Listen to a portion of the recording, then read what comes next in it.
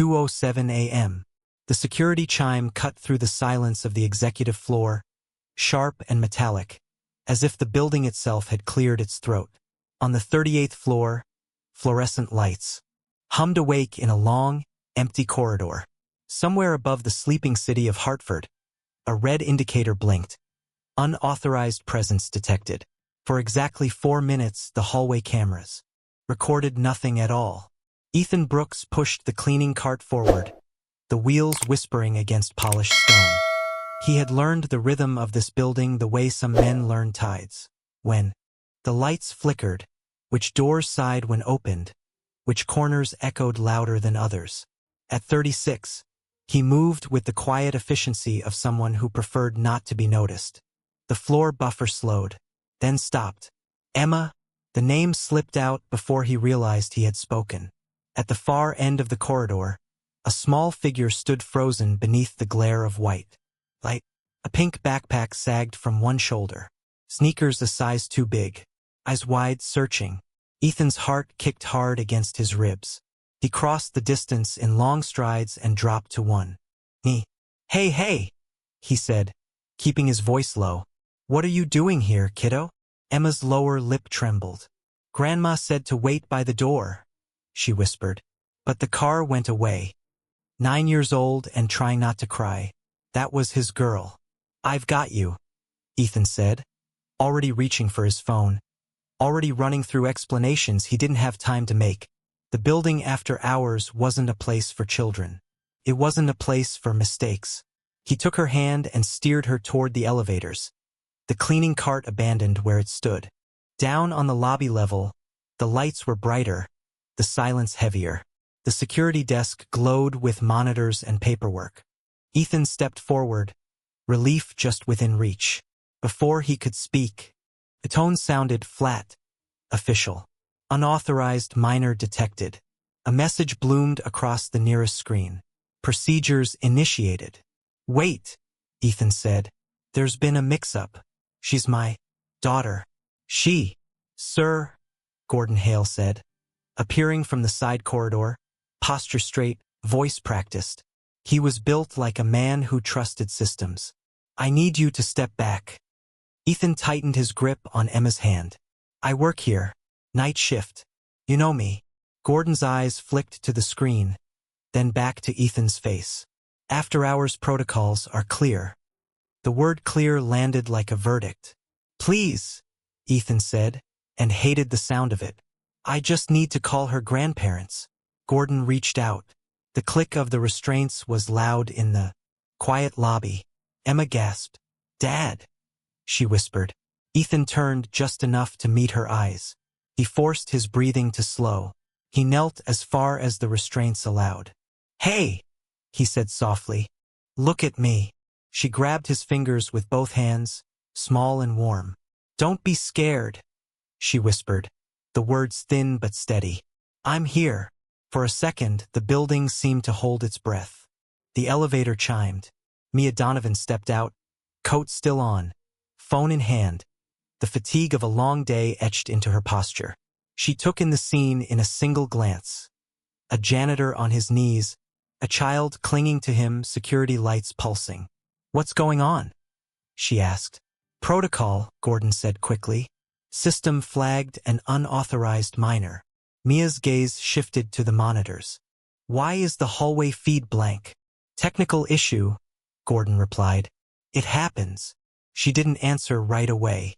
Her eyes moved back to Ethan, to the way he angled himself between the child and everyone else even now. Sir, she said, measured. Your name? Ethan Brooks, he said. I clean the executive floors. And the child? My daughter. A pause. The hum of lights. Somewhere far above, a clock ticked. Document everything, Mia said at last. We'll do this properly. Relief didn't come. Not yet. Ethan was led down a glass-walled corridor toward a small room. Marked compliance. Emma stood on the other side, backpack hugged to her chest, watching him through the transparent barrier. He lifted his bound hands as much as he could, a clumsy wave. She pressed her palm to the glass. He pressed his to the other side.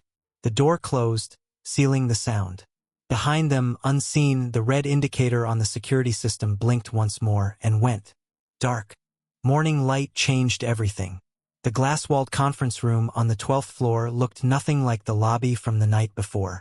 Sunlight poured in through tall windows, softening the edges of steel and stone. The city beyond was awake now. Cars moving, people crossing streets, life continuing as if nothing unusual had happened at 2:07 a.m. For Ethan Brooks felt unreal. He sat at the far end of the table, hands folded carefully in front of him, posture straight but restrained. The uniform he'd worn for years, gray shirt, name stitched in blue, felt heavier in daylight. Across from him were folders, a legal pad, and a small digital recorder placed neatly between two pens. Human resources and compliance. This was how things were done here. Clean, methodical, correct. Mia Donovan took her seat at the center of the table, shoulders squared, expression composed. She had removed her coat, replaced fatigue with professionalism. If anyone were watching, they would see a CEO doing exactly what she was supposed to do. What they wouldn't see was the tightness in her jaw when her eyes flicked briefly toward the hallway. Emma sat just outside the room, feet dangling from a chair too high for her. The security officer stood nearby, not looming, just present. The child stared at the carpet, tracing patterns with the toe of her sneaker. Mia rose quietly and stepped out. "Hey," she said, crouching slightly to meet Emma's eye level. "I'm Mia." Emma nodded but didn't smile. Mia returned moments later with a paper cup, steam curling gently into the air. "Chocolate," she said. "It helps with mornings like this." Emma accepted it with both hands. The warmth seemed to steady her. Mia draped her own blazer around the girl's shoulders, careful not to overwhelm her. "What happened last night?" Mia asked softly. "In your words." Emma took a sip, eyes thoughtful. "I waited by the door like Grandma said, but the car wasn't ours. And then, I walked inside because it was cold," she said simply. "I saw Dad's cart." Mia nodded. "Did anything seem strange before that?" Emma shrugged. "The lights were loud. Loud. Like buzzing." She frowned. "And the camera by the hallway was dark." Chú bảo vệ hay nói camera hay hỏng vài phút. The words landed quietly but firmly. Inside the conference room, Ravi Shah looked up from his notes. He had caught the sentence through the open door. "Could you repeat that?" he asked, gentle but precise. Emma did, almost word for word. Ravi wrote it down, underlining once. For minutes. Camera dark. Asterisk asterisk, he did not react beyond that. Back at the table, Gordon Hale cleared his throat. "We've addressed this already," he said. "Old building. Electrical hiccup. It happens." Ravi glanced up. "For minutes is a long hiccup." Gordon's jaw tightened. "With respect, this isn't unusual." "Noted," Ravi said calmly, and continued writing. Ethan watched all of it in silence. When his turn came, he didn't rush to fill the space. "I won't argue the process," he said at last. His voice was steady, even. "I understand why the system reacted the way it did." Gordon looked faintly satisfied. Ethan continued, eyes on the table. "I'm not asking for exceptions. I'm asking for clarity."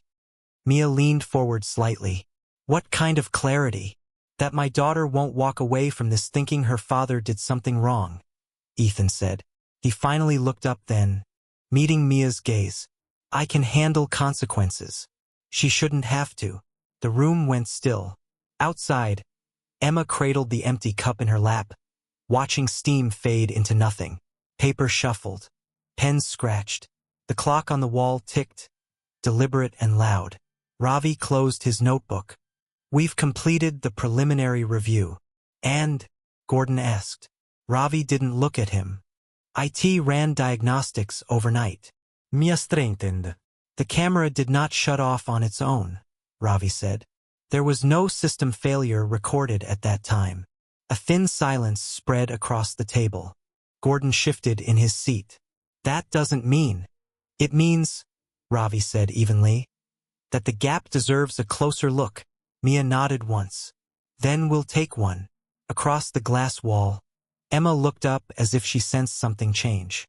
Ethan let out a breath he hadn't realized he was holding. The night hadn't been explained. Not yet, but for the first time since the alarm had sounded, the story was no longer closed. The memory returned to Ethan in fragments, the way uneasy truths often did. He was standing in the hallway outside compliance 2 days later, watching Emma color at a small table while a security officer pretended not to notice her. The hum of the building was softer in daylight, less threatening.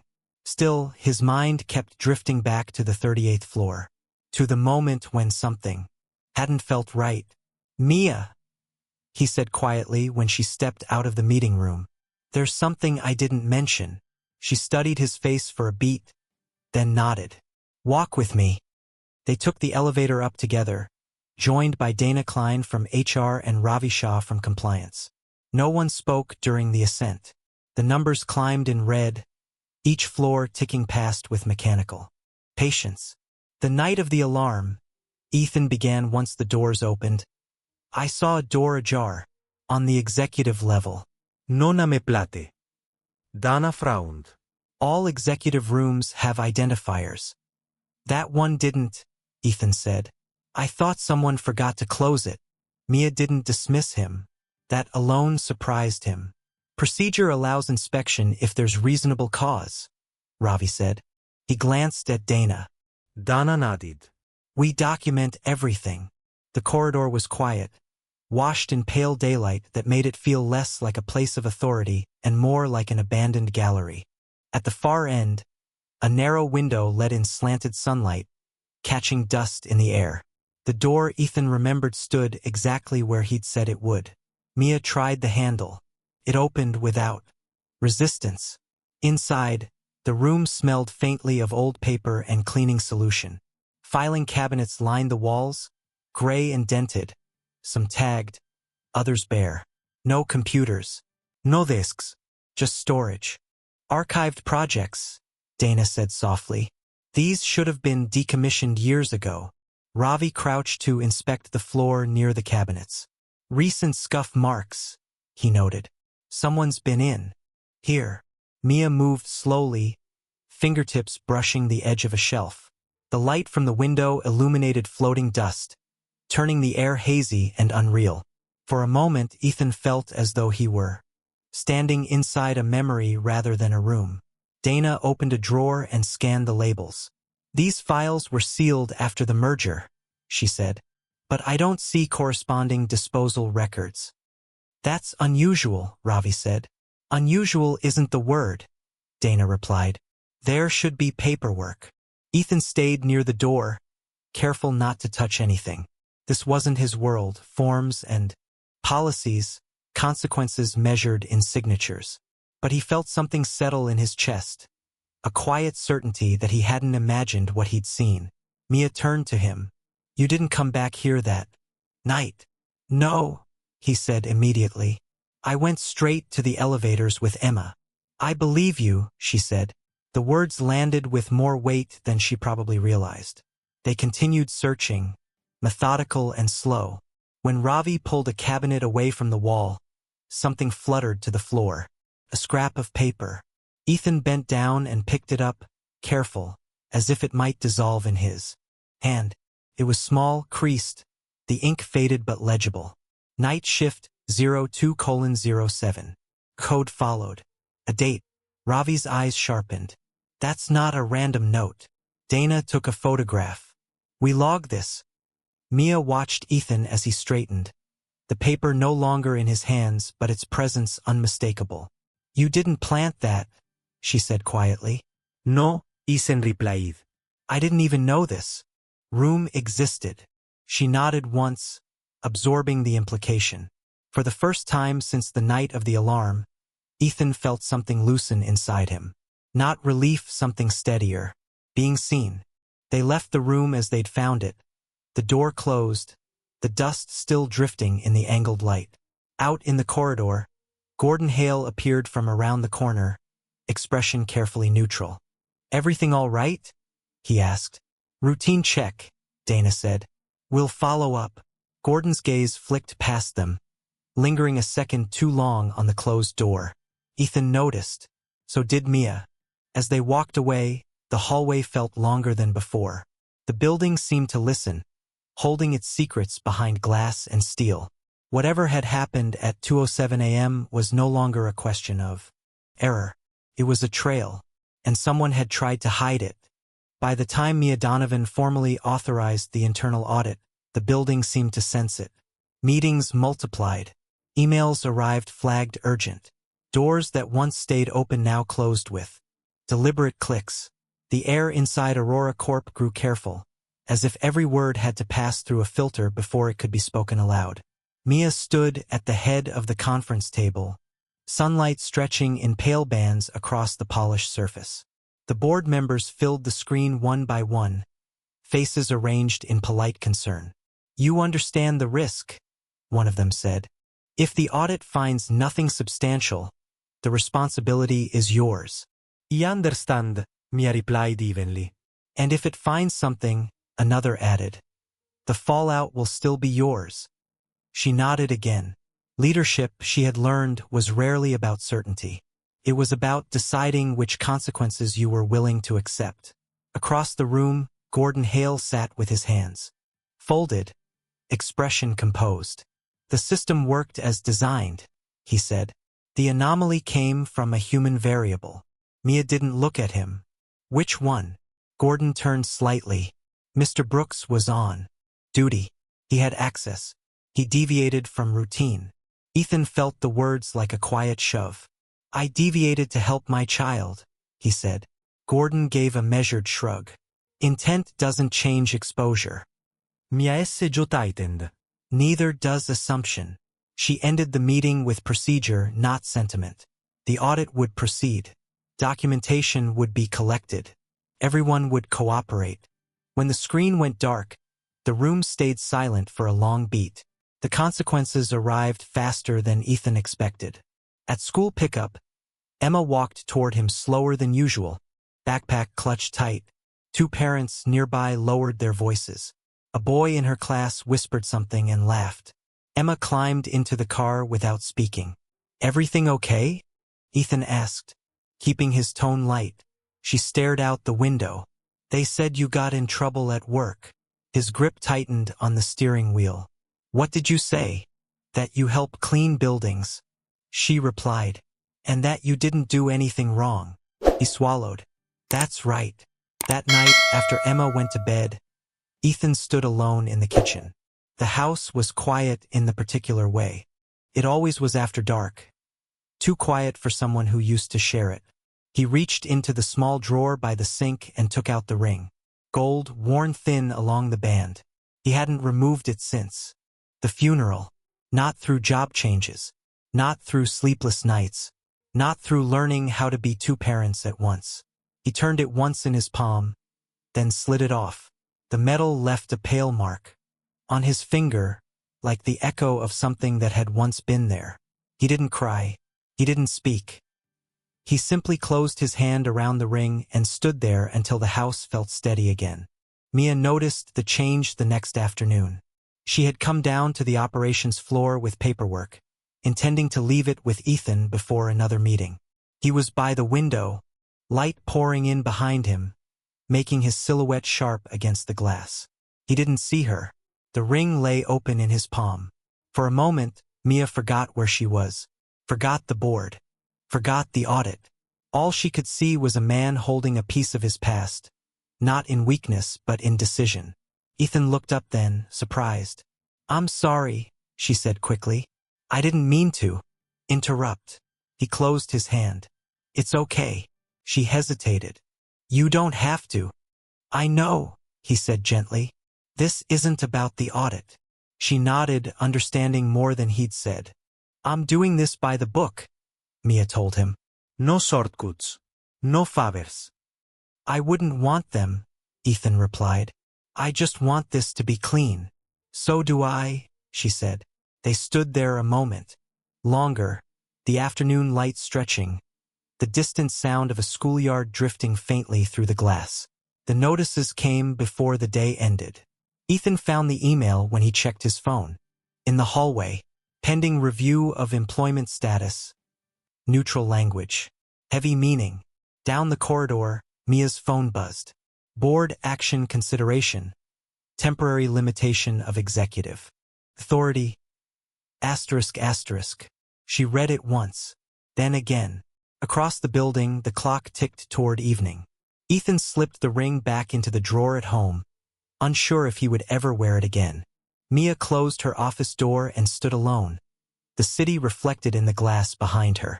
Both of them understood the same thing at the same time. Whatever came next would change more than just a report. The room was fuller this time. Not crowded exactly, but weighted with presence, with consequence.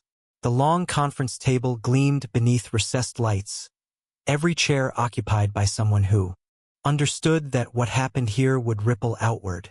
Human resources sat on one side, compliance on the other. Legal observed quietly from the far end. Ethan Brooks took his seat near the door.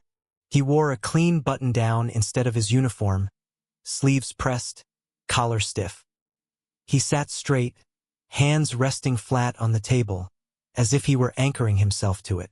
Across from him, Mia Donovan met his eyes once, briefly, then returned her attention to the folder in front of her. This was not a favor. This was not mercy. This was procedure. Dana Klein cleared her throat. We're here to determine Mr. Brooks's employment status pending the audit findings. Her voice was calm, practiced. Before we proceed, there has been a request. She glanced toward the door. A woman entered first, Emma's court-appointed guardian ad litem for the review, carrying a thin file. Emma followed, shoulders squared, hair neatly braided. She wore a navy sweater that was slightly too big, sleeves pushed up to her wrists. Ethan's chest tightened. Dana continued. Miss Brooks has requested to make a brief statement. This has been approved. Emma nodded and stepped forward. She didn't look at her father right away. She faced the table, the adults, the quiet authority of the room. She set a small notebook down carefully, as if it mattered how it touched the wood. This is my drawing book, she said. Her voice was clear, not loud. I draw in it at night. Ravi Shah leaned forward slightly, attentive but neutral. Emma opened the notebook, page after page. Showed crayon sketches, beds, lamps, a moon outside a window. Next to each drawing, a time was written in uneven numbers. My dad calls me every night when he's working, Emma said. He doesn't forget. Ethan closed his eyes for half a second. Emma flipped to a page near the middle. This was the night everyone keeps talking about. She turned the notebook around. A stick figure held a rectangle to its head. Beside it, in careful handwriting, 207. Below that, for words, Dad called. Couldn't sleep. No heroes. No dramatics. Just a fact recorded by a child who needed to remember she wasn't alone. Ravi looked at the page, then at the timestamp printed in the margin of his notes. He didn't smile. He didn't frown. He simply nodded. Dana spoke gently. Emma, can you tell us why you wrote the time? So I know when he called, Emma said. In case I wake up scared again. A pause settled over the room. Emma closed the notebook and looked up. Her gaze finally found Ethan. My dad isn't perfect, she said. He forgets stuff, and he works late. Her voice didn't shake. But he always comes home. No one interrupted her. No one needed to. Dana thanked Emma and guided her back to her guardian. The notebook was logged, copied, returned. Paper moved across the table. Pages turned. Pens clicked. The room breathed again. Ravi stood. I'd like to address the technical record, he said. Based on Miss Brooks's timeline, Mr. Brooks was engaged in a documented phone call at 2:07 a.m. He tapped his tablet once. That aligns with his phone records. Gordon Hale shifted in his seat. Ravi continued, which means he could not have been physically present in the 38th floor corridor at that time. Silence. Gordon cleared his throat. Phone records can be misleading. Not in this case, Ravi replied evenly. We also completed a permissions audit. He looked around the table before continuing. The access used to override the camera feed does not belong to Mr. Brooks. Ethan felt something open in his chest. Slowly, carefully. The credentials trace to an intermediary account, Ravi said. One authorized under security. He turned the tablet slightly. The name was visible to everyone. Gordon did not speak. Mia's eyes lifted from the folder in front of her, sharp and steady. Ravi finished. Which means the question is no longer whether Mr. Brooks is a liability. The clock ticked once. It's who benefited from making him one. Ethan exhaled, long and quiet. Across the table, Mia met his gaze. Not as a CEO, not as a decision-maker, but as someone who understood what it meant to be seen. The notebook lay closed between them, small and ordinary, and undeniable. The lake looked calm in the late afternoon, but no one believed it meant peace. 3 months after the audit began, Aurora's annual leadership retreat unfolded the way it always did, carefully. Planned, politely optimistic, and threaded with conversations that never quite finished. The resort sat low against the water, cabins spaced just far enough apart to suggest privacy without offering much of it. Pines leaned inward, as if listening. Gordon Hale was there. No charges, no resolution, just an ongoing review that refused to close. He attended meetings with the same measured posture, the same neutral tone. Pressure hung around him like humidity before a storm. Ethan arrived late that afternoon, duffel bag over his shoulder. Emma staying with her grandparents for the weekend.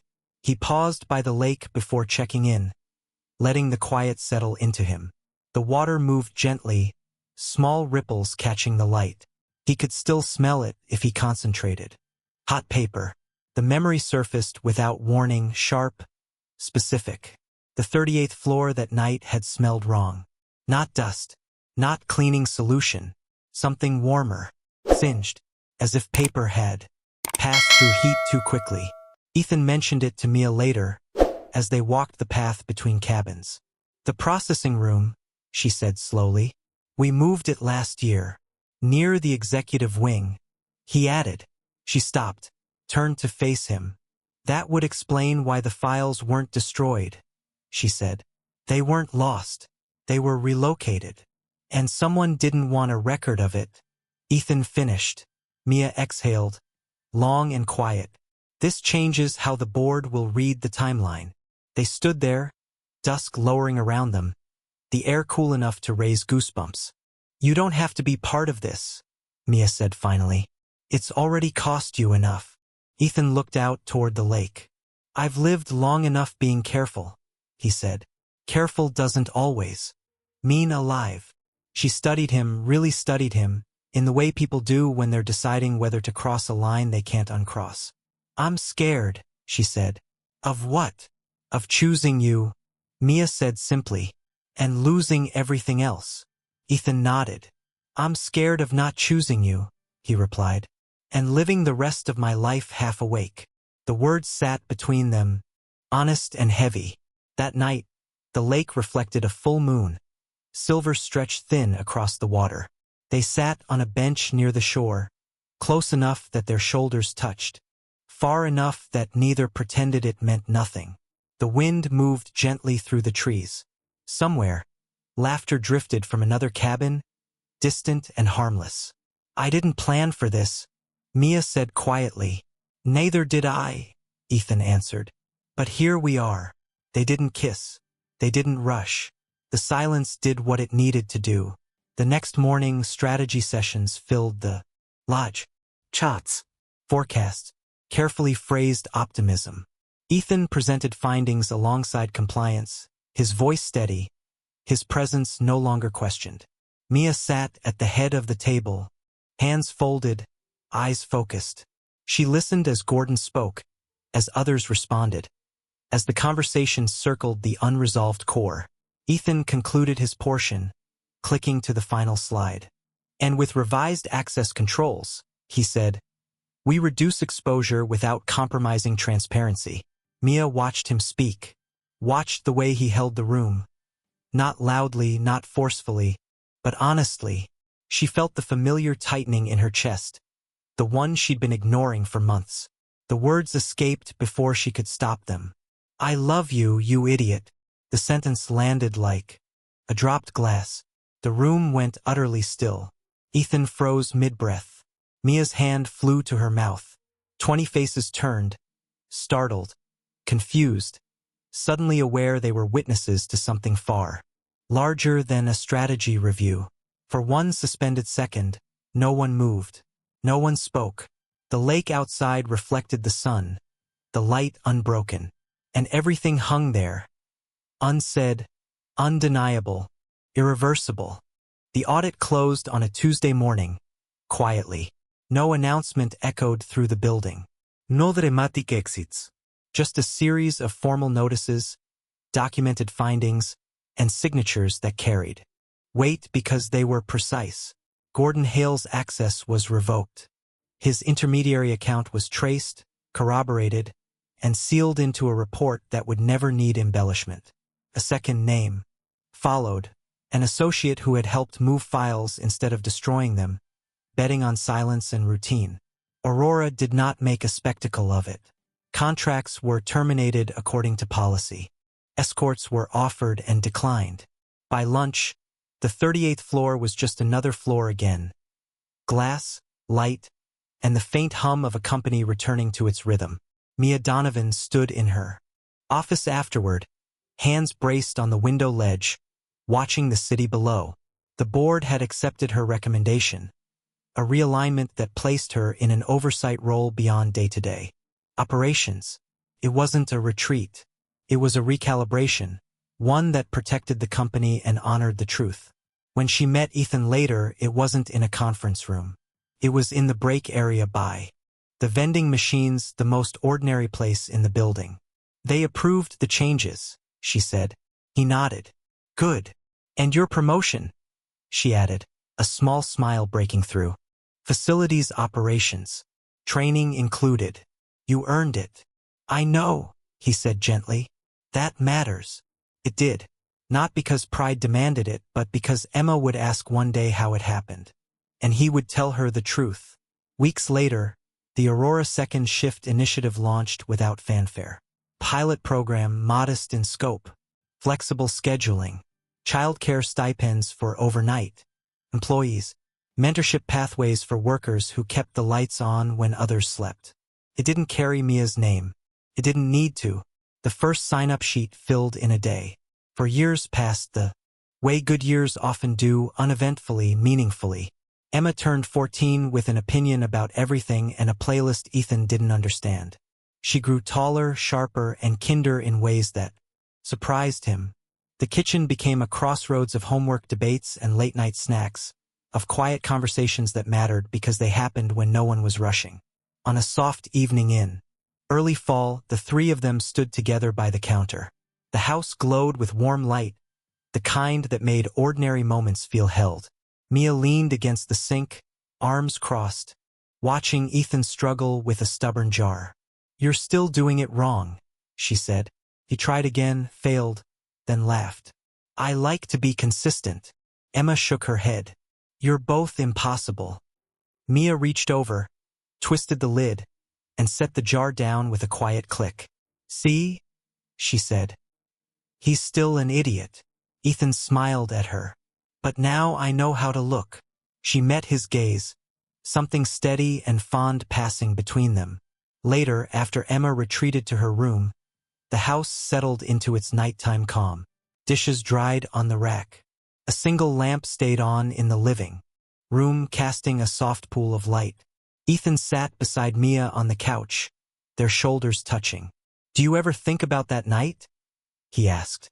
"Sometimes," she said. "Mostly I think about what came after." He nodded. "Me too." Outside, the neighborhood was quiet. Somewhere down the street, a door closed gently. Life continued unremarkable and good. Mia rested her head against his shoulder. "You know," she said, "you could have missed it all." "I almost did," he replied. She tilted her head, just enough to see his face. I'm glad you didn't. He kissed her temple, slow and certain. The light stayed on a little longer than necessary, not because they were afraid of the dark, but because there was no hurry to turn it off. Some things didn't need to be loud to last.